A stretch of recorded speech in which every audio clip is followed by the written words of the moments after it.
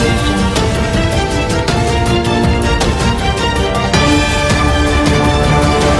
आपण पाहता GS9 news Marathi channel व सिल्लोड एक्सप्रेस न्यूजपेपर मध्ये आपलं स्वागत आहे। सत्य, स्पष्ट आणि निर्भीड पत्रकारितेचा विश्वास। देऊळघाट येथे शॉर्ट सर्किटमुळे भीषण आग लागून इरफान टेलर यांच्या घरातील लाखो रुपयांचं साहित्य आणि महत्त्वाची कागदपत्रे जळून खाक झाल्याची धक्कादायक घटना घडली आहे।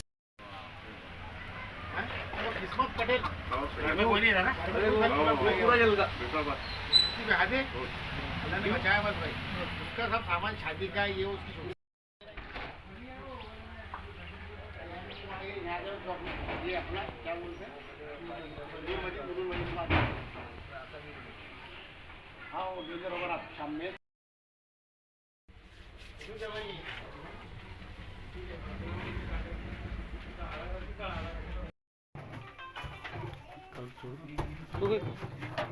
धीरे सब उठलेलं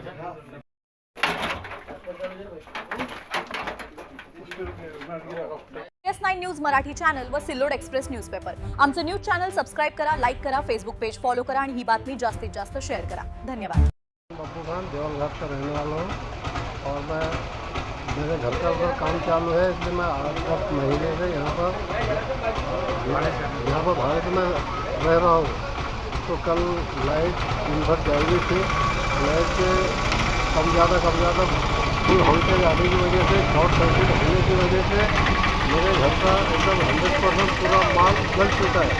अब उसके अंदर कुछ रकम थी जो उधर मेरे घर का काम चालू है, उसके कुछ पैसे थे, मेरी बच्ची के लिए कुछ हमने सामान, शादी के लिए सामान जमा रखे थे, वो सब उसमें जाकर 100% पूरा खाक हो गया। प्रशासन से क्या मांगनी है आपकी? तो प्रशासन ने हमारी मदद करनी चाहिए।